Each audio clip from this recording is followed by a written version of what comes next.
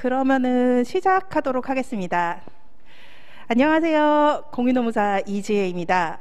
오늘은 GS 연기를 시작하기 전에요. 우리가 한 1년 동안 지지고 볶고 또 괴롭게 보내야 되는 그 노동법에 대해 가지고서 간단하게 그 노동법과 그리고 그 노동법의 모법이 되는 민법, 형법, 그리고 민사소송법 이런 것들에 대해 가지고서요. 약간 설정 그리고 세계관을 소개하는 식의 강의를 가지려고 합니다. 일단 제 소개부터 한번 해드리려고 해요.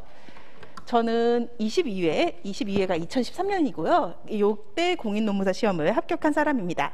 그리고 제 점수는 노동법이 68점, 그리고 인사가 61점, 그리고 행정쟁송이 좀 못 났어요. 이유가 있습니다. 58점이었었고요.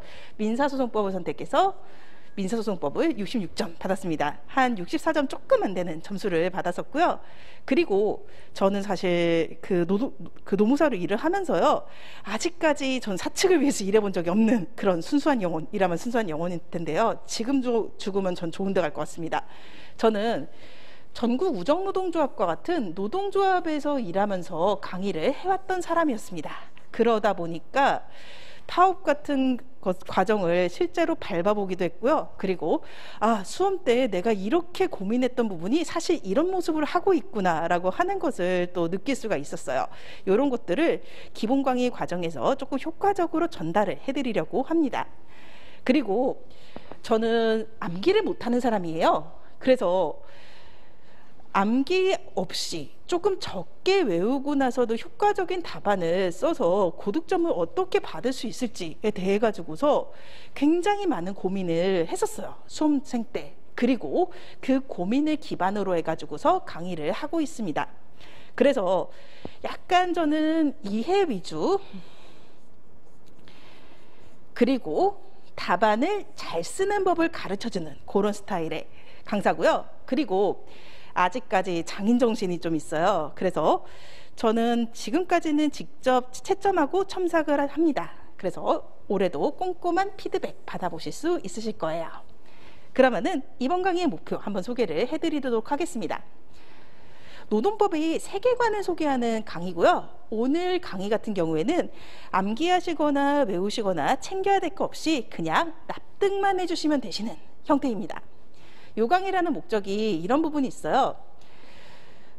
노동법 시험에서 답안을 작성해 보거나 혹은 1차에서 객관식 문제를 풀어보다 보면은요, 내가 말도 모르는데 뭔가 유니콘에 대해 가지고서 막 써야 돼요. 이런 장님 코끼리 만지는 것 같은 느낌이라는 게 좀 들어요. 여기에서 저는 오늘 좀 전체의 윤곽을 크게 볼 수 있는 그런 기회를 드리고자 하고 있습니다. 우선은 가장 큰 덩어리라고 할 수 있는 민법으로 들어가 보려고 합니다. 일반적인 계약에 대해 가지고서요 다루는 법률이라고 볼 수가 있어요. 여기에서 법학이라고 하는 게 등장을 해요. 법에 대해 가지고서요 아름다운 미사역구 철학을 빼고 나서 법이 뭐냐라고 조금 수험적으로 접근을 하게 되면요, 법은 결국 곧 권리와 의무라고 할 수가 있습니다. 그리고 민법이라고 하는 것은요, 사법상의 권리와 의무를 규율하는 일반 사법이라고 볼 수가 있어요. 여기에서 사법상이라고 하는 건 별거 아니에요. 공법이 아니다라고 하는 거거든요. 공법은 국가와 국민 혹은 국가와 공공기관 간의 권리 의무를 다루는 법입니다. 사법이라고 하는 것은요, 개인과 개인 간의 권리 의무를 다룬다라고 하는 뜻이에요. 그리고 일반법이라고 했었어요. 민법은 모든 법의 원천이자 어머니와 같은 역할을 하거든요. 근로기준법과 같은 특별법에 정한 것이 있으면은 요 근로기준법이 우선을 합니다. 하지만 여기에 정한 것이 없는 것들에 대해서 어떻게 해야 되는지라고 하는 부분은 다시 민법으로 돌아가서 보게 된다라고 할 수가 있습니다. 그리고 여기에서 권리와 의무라고 하는 것이 무엇인지라고 하는 것을 두 가지 차원에서 분류를 해보도록 할게요. 우선은 내용입니다. 인격권이라고 하는 권리가 있고요. 그리고 노동관계 법령에서는 재산권이라고 하는데 집중을 하게 될 거예요. 이 재산권은 물권하고 채권으로 나뉘게 됩니다. 물권은요, 부동산 소유권, 내 집이다와 같은 것을 의미를 하게 돼요. 물건을 직접 지배하는 배타적인 권리라고 볼 수 있습니다. 이게 왜 배타적이냐라고 한다면요, 물권적인 청구권의 그 대표적인 모습이 이런 거예요. 내 집에서 나가라는 거예요. 대통령이든 권력자든 내가 원하지 않는다면은 내 집에 들여놓을 수가 없습니다. 그래서 물권은 절대적이고 배타적입니다. 그리고요, 채권은 이런 걸 의미를 해요. 특정인이 상대방에 대해서 일정한 행위를 요구하는 권리를 의미합니다. 이 채권 부분이 이제 노동법과 직접적인 관련을 맡게 되고요. 그래서 채권의 대표적인 것은 근로자가 사용자에게 가지는 임금 청구권을 들 수가 있어요. 그런데 이 임금 청구권은요, 누구한테나 달라고 할 수 없잖아요. 내가 월급이 밀렸다라고 했을 때 부장님한테 달라고 할 수도 없는 거고, 나는 사업주에게 달라고 해야 됩니다. 국가한테 달라고 할 수도 없죠. 그래서 채권은 상대적인 권리입니다. 그리고 채권이라고 하는 권리를요, 의무의 차원으로 간다라고 한다면 그것은 채무라고 하는 말을 쓰게 됩니다. 그 외에 우리 시험하고는 좀 관련이 없지만 가족권이라던가 사원권과 같은 것들도 권리의 내용에 따른 분류의 한 모습입니다. 그러면은 이번에는 권리와 의무를 효력이라고 하는 차원에서 한번 쪼개볼 거예요. 물권적 성격의 권리, 소유권 같은 거죠. 요거를 지배권이라고 부릅니다. 일정한 객체, 부동산이면 부동산, 혹은 물건, 기계면 기계, 요것을 직접 지배하는 것, 요걸 물권이라고 부르죠. 네, 그리고 채권적 권리를 우리는 청구권이라고 부르게 돼요. 특정인에 대해 가지고서 작이라고 하는 것은 하라라고 하는 것이고요, 부작이라고 하는 것은 하지 마라입니다. 이래라라고 하는 건 작이일 거고요. 그리고 경업 금지된다, 투잡 뛰지 마라 라고 하는 것은 부작위라고 볼 수가 있을 거예요. 이런 것이 청구권이라고 합니다. 그리고 형성권이라고 하는 게 있습니다. 이 형성권은 뭐냐면요, 권리자의 의사표시만으로 권리가 변동되는 것을 말해요.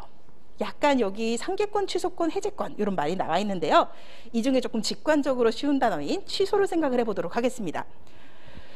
나는 이 계약을 취소할 거야 라고 상대방한테 얘기를 해요. 그러면은 그 순간 이 계약은 없던 일이 됩니다. 의사표시만으로 권리가 변동되는 거죠. 상계라고 하는 것은요, 퉁치기를 말해요.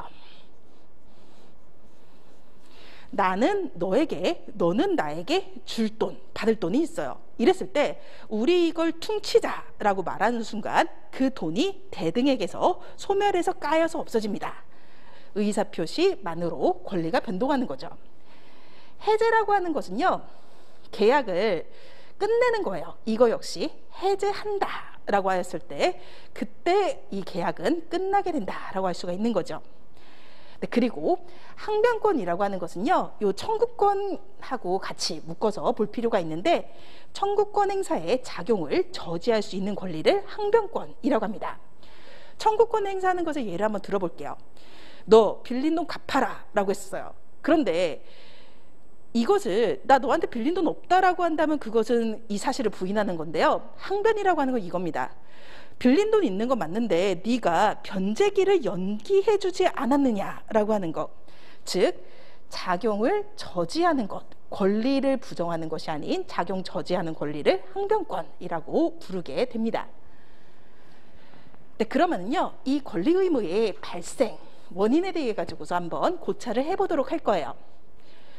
대표적인 것은 역시 계약이라고 볼 수가 있을 겁니다. 계약에 의해 가지고서 권리가 발생하는데요, 이 계약이라고 하는 말을 조금 더 정확한 언어로 정의를 한다면요, 이 일정한 법률 효과의 발생을 목적으로 하는 당사자 간의 합의라고 하는 것을 계약이라고 합니다.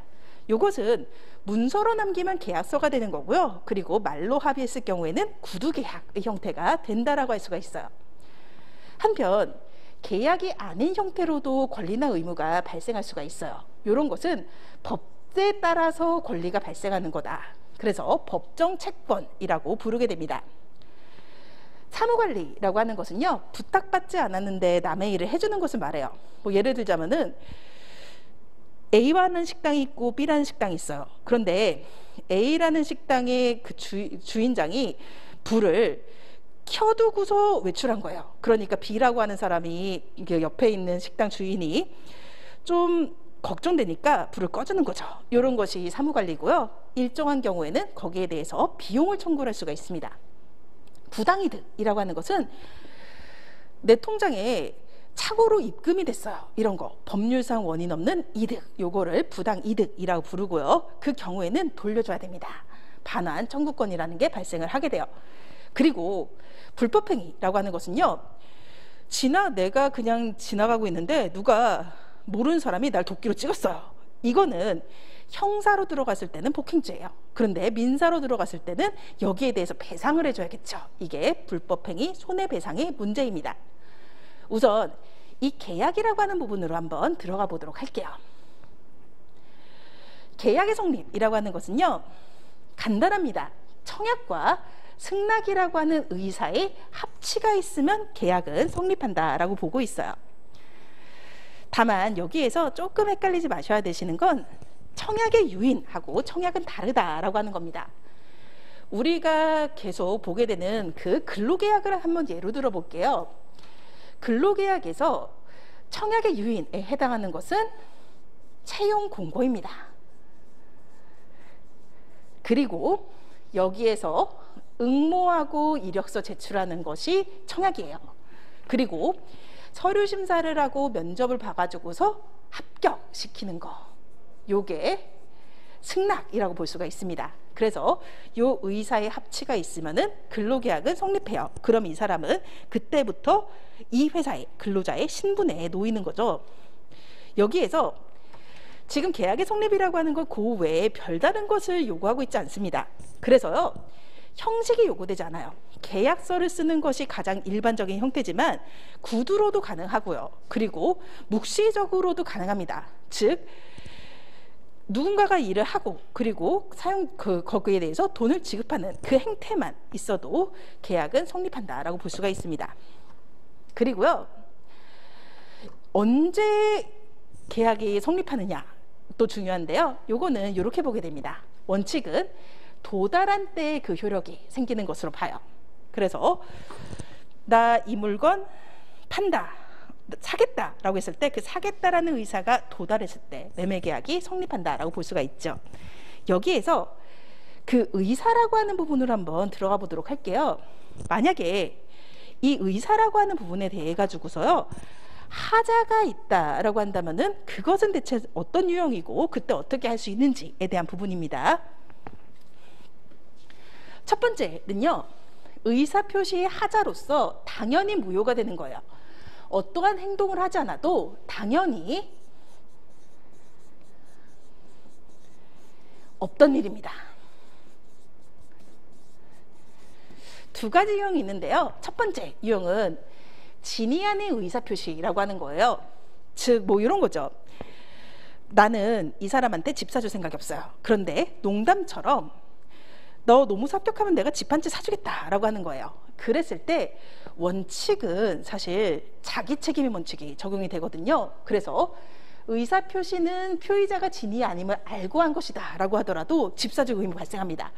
효력이 있다라고 봐요. 그런데 예외적으로 저 사람 또 저러네, 상대방이 이것이 농담이고 진짜 아니다 라고 하는 것을 알았거나 알 수 있었을 경우, 조금만 주의를 기울여도 알 수 있었을 경우에는요, 그것이 무효가 된다라고 보고 있습니다. 이거는 주로 어디에 쓰이게 되냐면요, 해고인지 아니면은 사직서를 제출했는지 요거를 가릴 때 좀 쓰이게 돼요. 근로자는 사직한 마음이 없습니다. 그런데요, 사용자가 너 사직서 내라고 하니까 냈어요. 이럴 때는 사용자는 근로자가 사직한 마음이 없다는 것을 알고 있어요. 그렇기 때문에 이 사직서 제출은 효력이 없는 것이고 근로관계가 끝난 것은 해고에 속한다라고 보게 되는 거죠. 한편 우리 시험에서 잘 나오는 건 아니지만요, 상대방과 통모한 짜고 친 고스톱으로서 허위의 의사표시는 무효로 된다라고 하고 있습니다. 네, 그리고 두 번째 케이스입니다. 의사표시의 하자가 취소 사유가 되는 경우예요. 취소라고 하는 것은요, 아무 짓도 안 하면은 유효입니다. 취소권, 이 취소권은 형성권이기 때문에요, 의사표시를 하면 됩니다. 뭐 이제 문자를 보내든 구두로 하든 아니면 내용 증명을 보내든 간에 나 이거 취소한다 라고 하면은 없던 일로 돼요.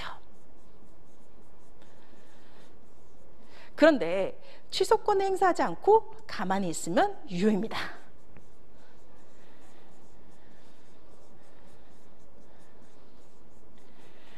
그러면은 취소할 수 있는 유형 보도록 하겠습니다. 조금 민법으로 들어가면은요, 요거 외에 이게 취소 사유예요. 제한 능력, 즉 미성년 등을 이유로 한 근로계약의 경우에는 그것은 취소 사유가 됩니다. 그런데요, 그 일반적인 고등학생 정도의 미성년자가 아니라 아예 한 5살 미만의 애들, 정말 의사 능력도 없는 경우다라고 한다면 당연 무효로 보게 돼요. 아무튼 우리 시험에 나오는 것과 중요한 부분이라고 할 수 있는 착오부터 보도록 하겠습니다. 의사표시는요, 법률행위, 계약 같은 것의 내용에 중요한 부분에 착오가 있을 때는 취소할 수가 있습니다. 중요하지 않으면 취소하지 못해요. 그러나 그 착오가 표의자의 중대한 과실로 인할 때에는 취소하지 못한다라고 보고 있습니다. 이것은 가벼운 주의 의무 결여가 아니라요, 중대한 주의 의무 결여를 의미한다라고 볼 수가 있어요.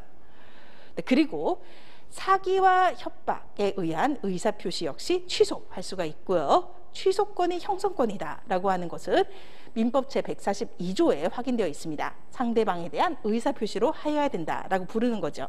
그리고 취소된 법률행위는 어떤 일이 된다라고 했었죠? 처음부터 무효인 것으로 보게 됩니다.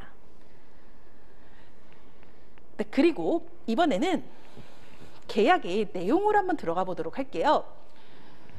기본적으로 대원칙은요, 우리는 자본주의와 민주주의 국가에서 살고 있습니다. 그렇기 때문에 원칙은 사적 자치의 원칙이에요.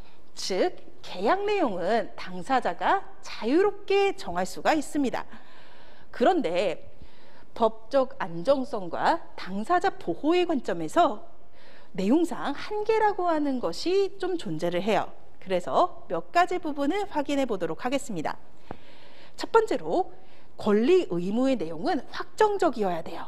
즉 그냥 주도록 노력하겠다라고 하는 이런 표현은요, 확정적이지 않습니다. 그렇기 때문에 노력하겠다라고 하는 그 문구 때문에 안 줬다고 해서 소송 걸면 이길 수가 없어요. 계약 내용은 권리와 의무가 명확하게 특정이 되어 있어야 됩니다. 그리고 가능성이에요.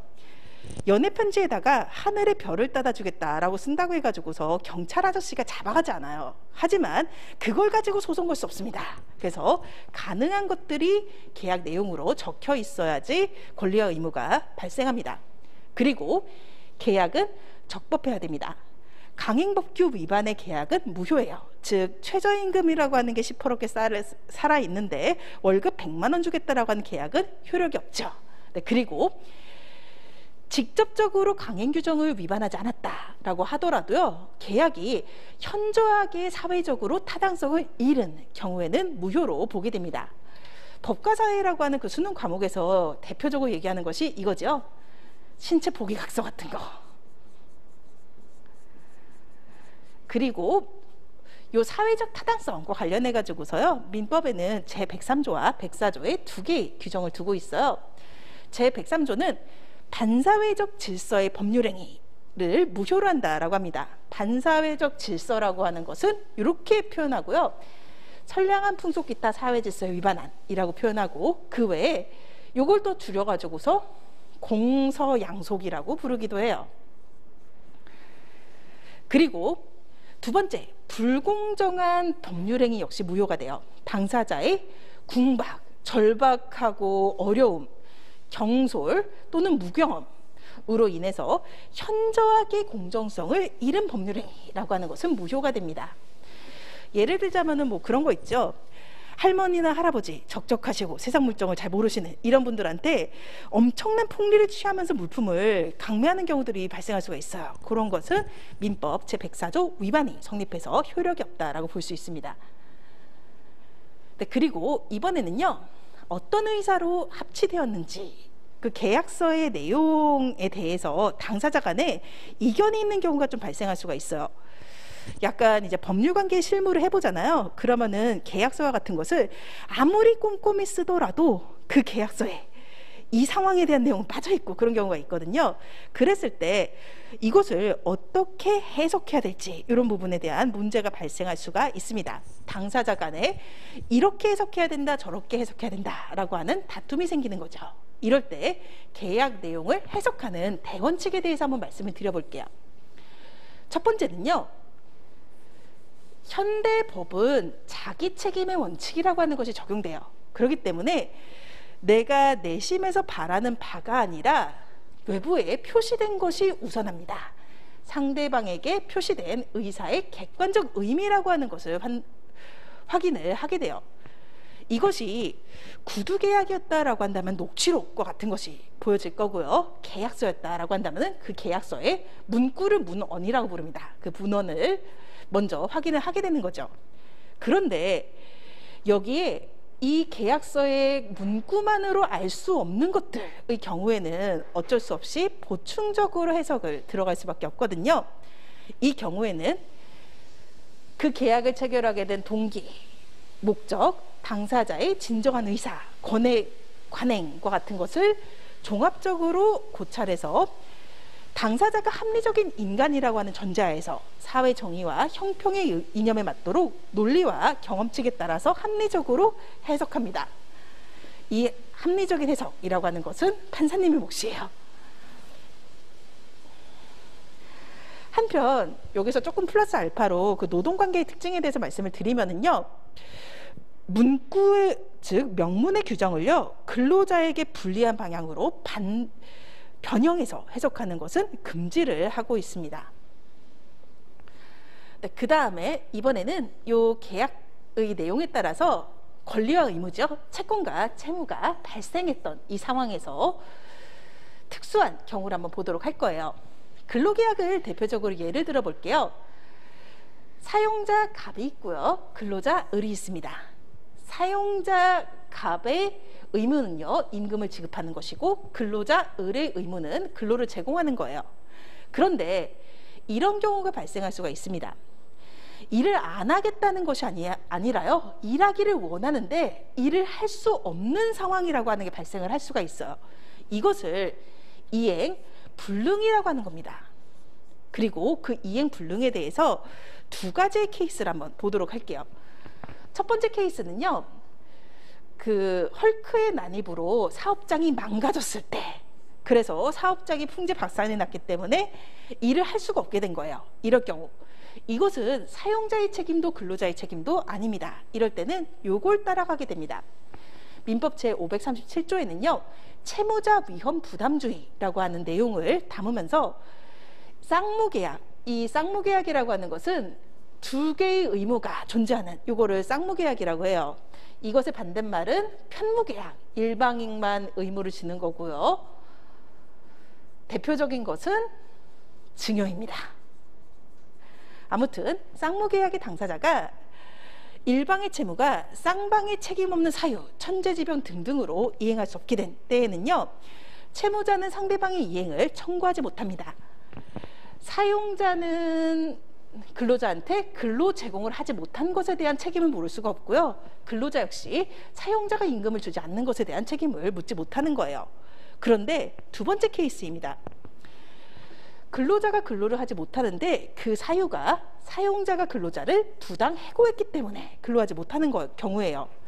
이런 것은요, 채권자에게 책임 있는 사유, 즉 사용자 측이 잘못한 거잖아요. 이럴 경우에는 채무자인 근로자는 상대방의 이행을 청구할 수 있습니다. 그래서 이 부당해고 기간에는요, 이 조항에 따라서 임금이 100% 발생을 하게 됩니다.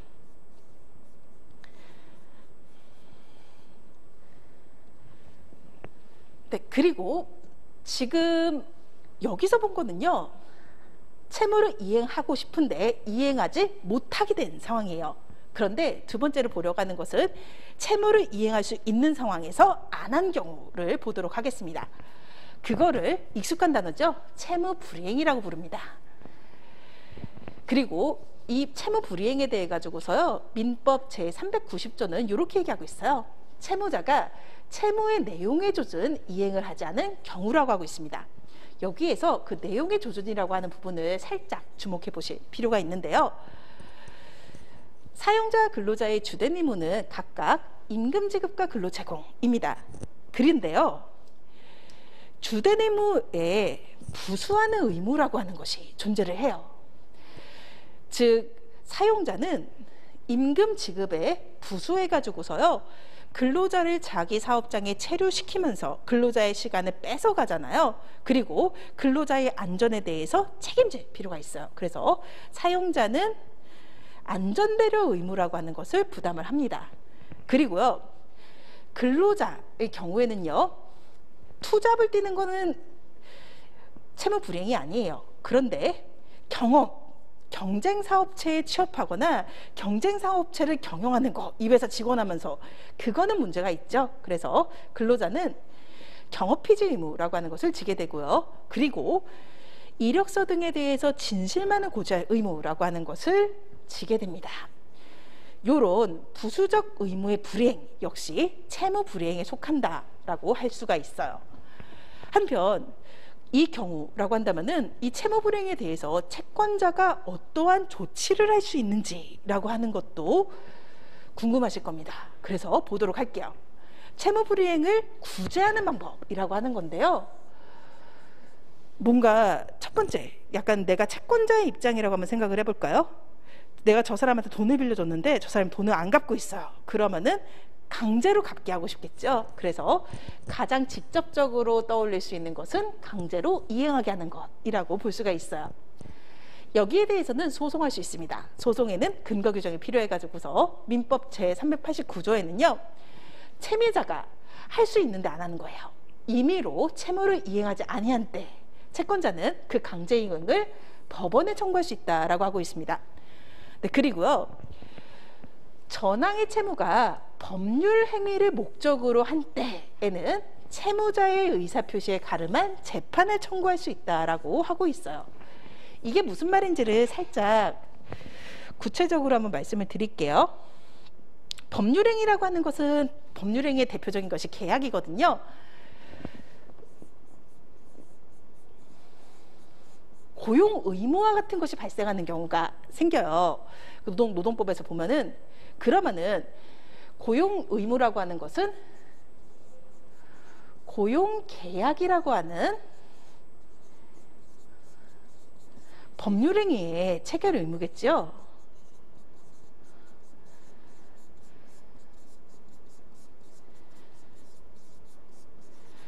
그리고 계약이라고 하는 것은 아까 말씀드린 대로 청약과 승낙이 필요합니다. 이 청약은 근로자가 먼저 하는 거죠.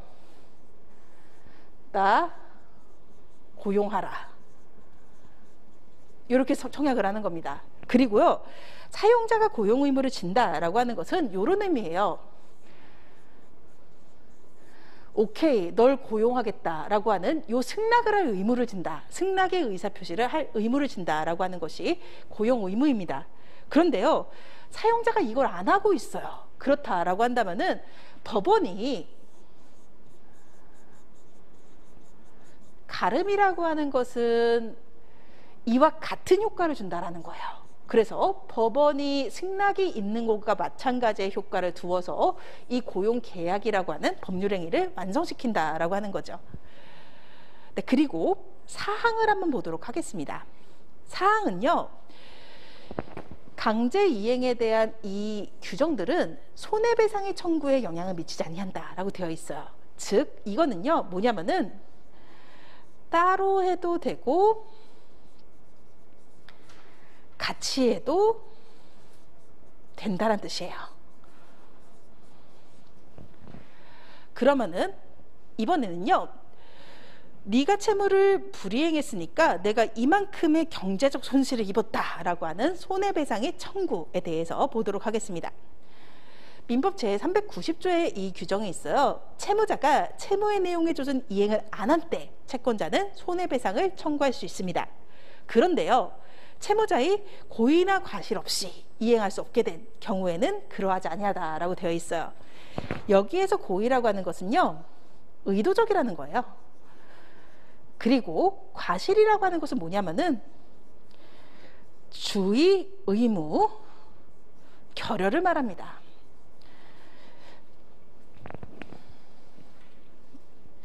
다음으로는 이 경우 손해배상의 금액에 대해서 말씀드릴게요.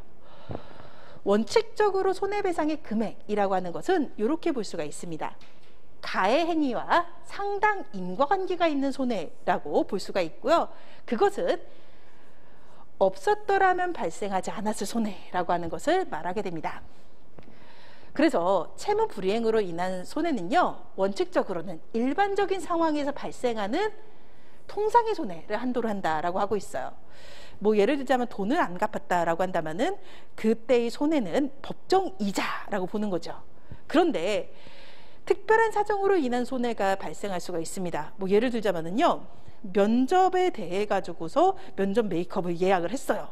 그런데 그 메이크업 샵에서 그 예약을 지키지 않았어요. 다른 손님이 있다라고 해서 거부했어요. 그러면은 거기에 대해서는요, 그 의뢰자는 굉장히 많은 손해를 보게 되잖아요. 이거는 그 채무자가 그 사정을 알았거나 알 수 있었을 때 한해서 배상의 책임이 있다라고 보고 있어요. 즉, 나는 이 시기에 반드시 이 서비스를 받아야 되고 그 이유는 무엇이다 라고 하는 그런 것들을 고지했다라고 한다면은 통상의 손해, 환불 플러스 알파보다 더 많이 받아낼 수가 있다라고 볼 수 있습니다.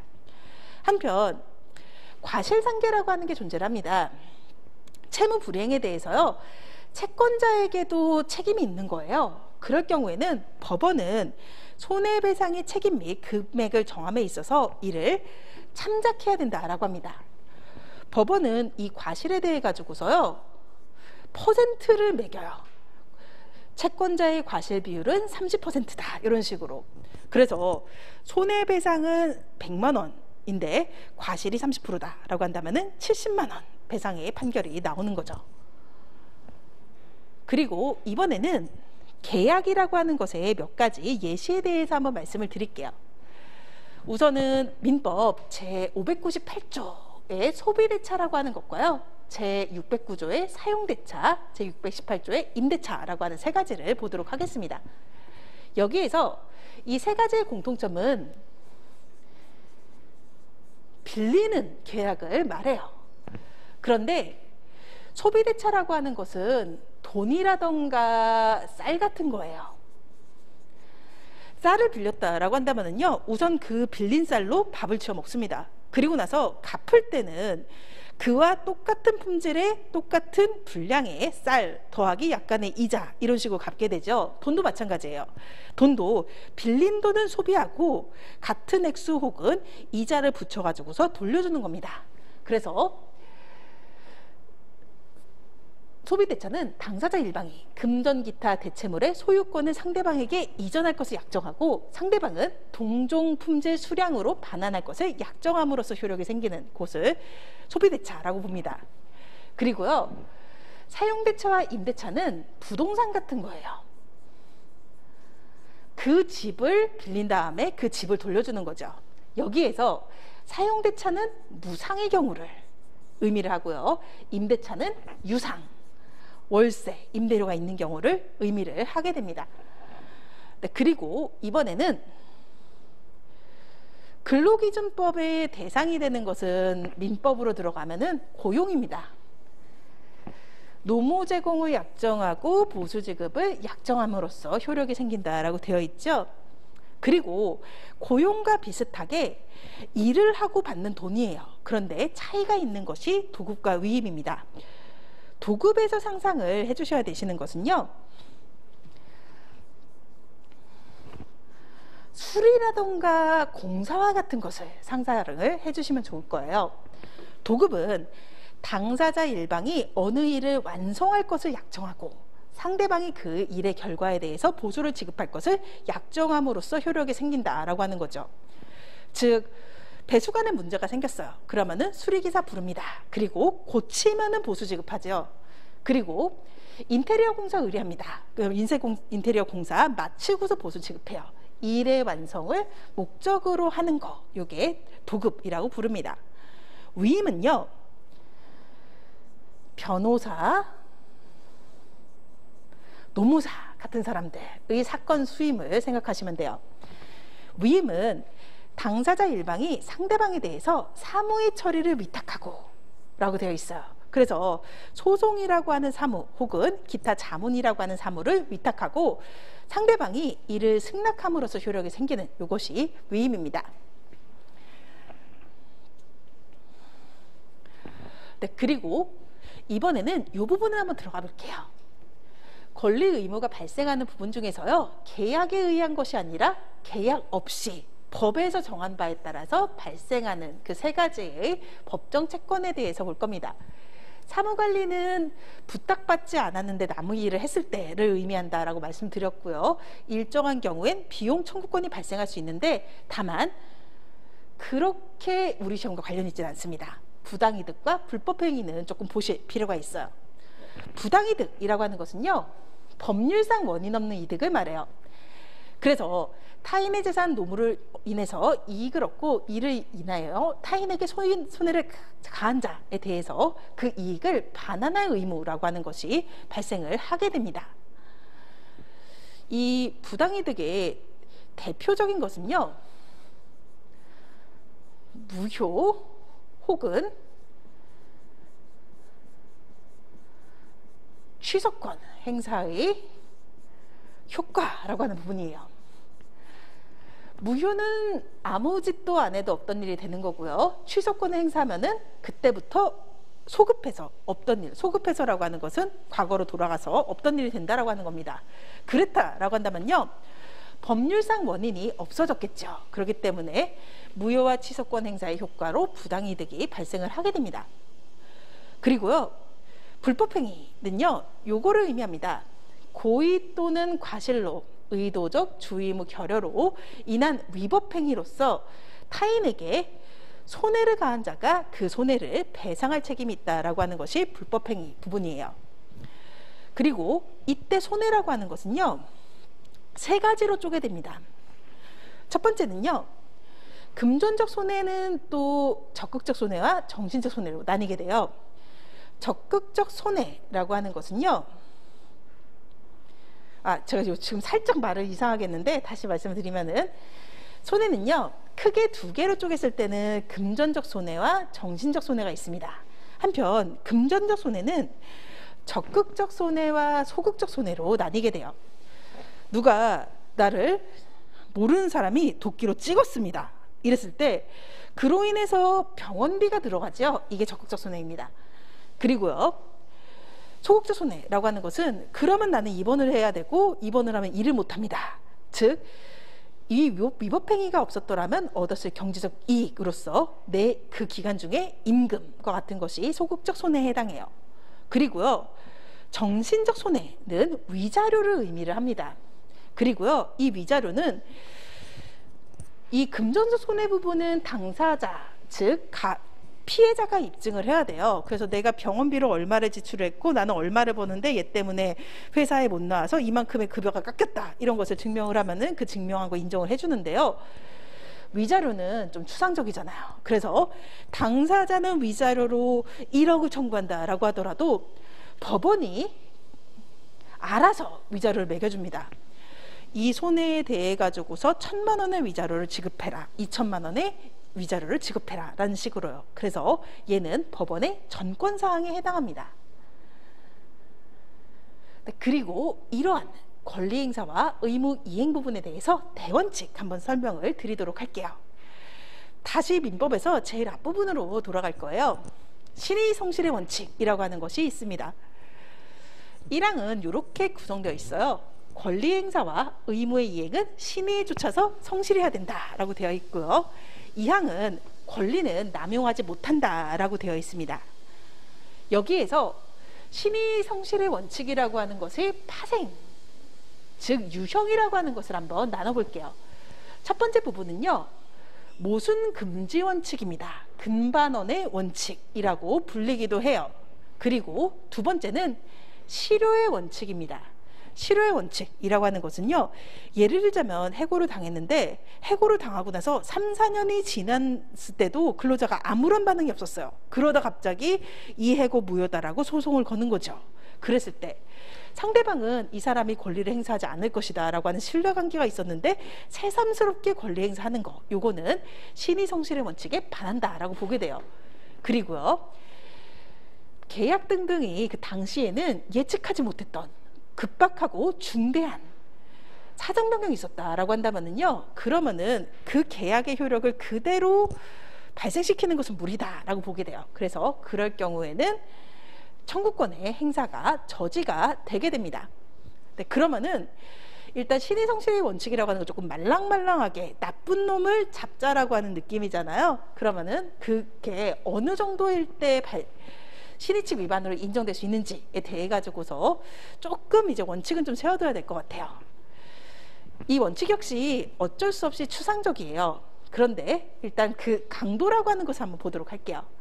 상대방이 신의를 가짐이 객관적으로 정당한 상태에 이르렀고 이와 같은 신의에 관한 권리 행사가 정의관념에 비추어서 용인될 수 없는 정도의 상태일 때, 그때 권리 행사를 배척시키게 됩니다.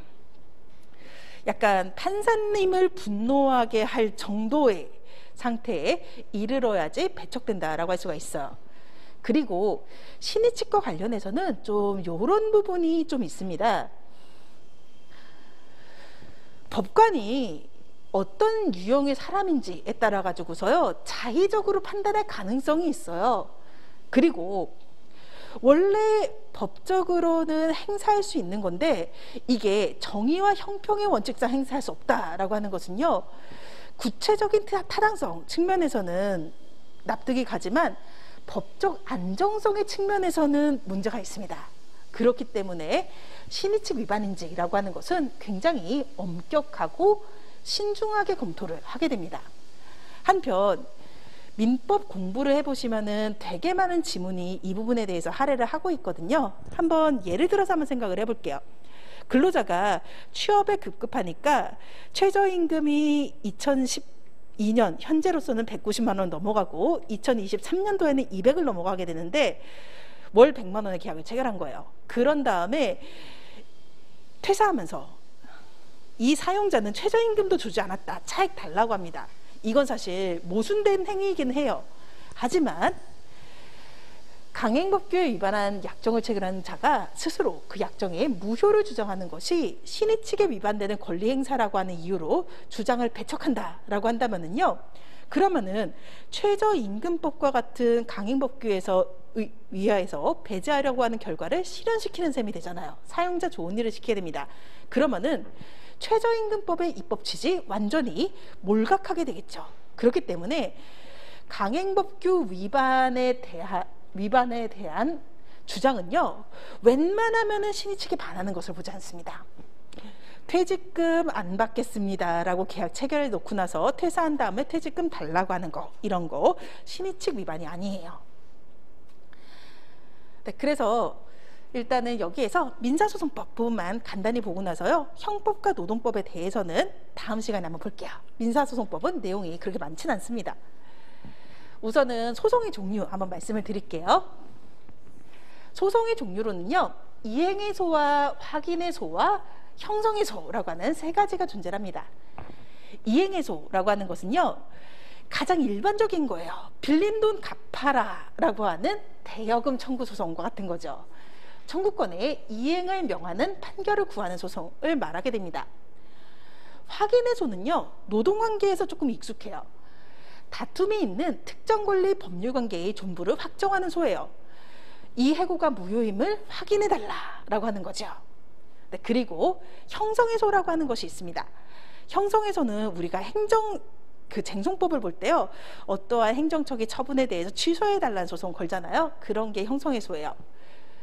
이행해소나 확인해소의 경우에는요, 법원은 명령을 하고 확인을 합니다. 그리고요, 실제로 돈을 받거나 복직하는 거, 이거는 집행의 문제예요. 그런데 형성해소는요, 판결이 내려지고 의사봉이 3번 땅땅땅 하는 순간 법률 관계가 바뀝니다. 형성해소의 대표적인 것이 토지경계 확정해소거든요. A라고 하는 사람과 B라고 하는 사람의 토지가 있어요. 그런데 자기들끼리 경계를 대한 다툼이 있어가지고서 소송을 합니다. 그 소송이 확정이 돼요. 그러면은 요렇게 여기 A 거, 요렇게 B 거라고 요렇게 경계가 확정되거든요. 판결에 따라서 권리관계가 별도의 집행행위 없이 바뀌는 겁니다. 그리고요, 이러한 형성해소라고 하는 것은요, 법에서 정한 것들에 대해서만 할 수가 있습니다. 그러니까 약간 이런 게 존재하지 않는 거예요. 부당해고, 취소소송 이런 거는 존재하지 않습니다. 그리고 이번에는요, 법원에 어떻게 심리를 하는지에 대해 가지고서 러프하게 말씀을 드릴게요. 법원은요, 우선 소송이 있으면은 그 소송이 요건을 갖췄는지라고 하는 것을 먼저 심리를 하게 됩니다. 여기에서 요건을 갖췄다라고 하는 것은요, 첫 번째는 대상 적격, 소송 대상인가, 그리고 당사자 적격이라고 하는 것은 이 사람이 근로자가 맞는지, 그리고 이 사람이 이 근로자의 사용자가 맞는지와 같은 것을 의미를 하게 됩니다. 소의 이익이라고 하는 것은요, 이 소송을 제기할 현실적 필요성이라고 하는 것을 의미를 하게 돼요. 예를 들자면은요, 부당해고에 대해 가지고서 소송을 하는데요, 근데 회사가 폐업을 했어요. 그랬을 때 현실적으로 근로자는 다시 원주복직해서 돌아갈 곳이 없잖아요. 그러면은 필요성이 없는지와 같은 것이 문제가 됩니다. 이런 것이 소의 이익의 문제라고 할 수가 있어요. 그리고 제소기간이 있는 소송들이 있습니다. 그리고 관할도 지켜야 돼요. 그래서 이런 것들이 소송 요건에 해당하고요. 이런 것들에 대한 흠결이 없으면은 적법한 청구라고 보게 되고요, 본안 판결 대상이라고 표현을 합니다. 그리고요, 이 중에서 뭔가 한두 가지 부분에 흠결이 존재를 해요. 그러면은 부적법한 청구라고 보게 되고요, 그 경우에는 각하 판결 대상이 됩니다. 여기에서 소송 요건의 검토는요, 선순위성을 가지고 있어요. 약간 이렇게 한번 얘기를 해볼까요? 여자친구를 만나기 위해서 소개팅을 했는데 남자가 나왔어요. 그랬을 때는 그 남자의 외모나 성격이 마음에 드는지와 같은 것을 판단하기 전에 주선자한테 가가지고서 어떤 일인지 따집니다. 그래서 소송 요건은 이걸 먼저 검토하고 이 부분에 흠결이 없었을 때 본안으로 넘어가게 된다라고 볼 수가 있어요. 이 본안이라고 하는 것은요, 부당해고가 맞는지 아닌지와 같은 거예요. 즉 청구의 이유 구비 여부라고 하는 것을 본안이라고 부르게 됩니다. 부당해고, 즉 해고가 무효다라고 하는 확인을 구해요. 그리고 해고가 무효가 맞습니다. 그럴 때는요, 이유가 있다라고 불러요. 그리고 이유가 있다라고 하는 것은 청구를 받아들여서 인용 판결한다라고 하는 뜻입니다. 그리고 이유가 없다라고 하는 거, 부당해고가 아니었다라고 한다면은 청구를 배척해서 기각 판결이라고 하는 것을 내게 돼요. 이 과정에서 소송에 이길 수 있는지를 따질 때 중요한 것이 입증 책임의 분배라고 하는 부분입니다. 이 입증 책임이라고 하는 것은요, 진위 불명 상태에 빠졌을 때 당사자가 있게 되는 불이익을 의미를 해요. 예를 들자면 근로자도 증거를 제출을 하고요, 사용자도 증거를 제출합니다. 그래서 법원이 심리를 다하였는데요, 이 해고가 부당해고인지 아니면은 정당한 해고인지에 대해 가지고서요, 법원이 심증을 가질 수가 없는 거예요. 이럴 경우에 입증 책임을 사용자가 진다라고 한다면은요, 사용자가 배수합니다. 부당해고로 인정되는 거죠. 그리고 입증 책임을 근로자가 진다라고 한다면은 그 해고는 정당한 것으로 인정이 되게 됩니다. 이 중에서요, 판례는 부당해고의 경우에는 입증 책임을 사용자가 진다라고 하고 있어요. 네, 그렇기 때문에 죄송합니다. 계속 떨어뜨려가지고서 그렇기 때문에 그래서 사람을 자르기 어렵다란 말 나오잖아요. 그게 이런 부분 때문에 그렇습니다. 네, 그리고 형법하고 그리고 노동법의 간단한 부분들에 대해서 설명을 드릴 건데요. 요거는 한 10분 정도 쉬었다가 하도록 할게요.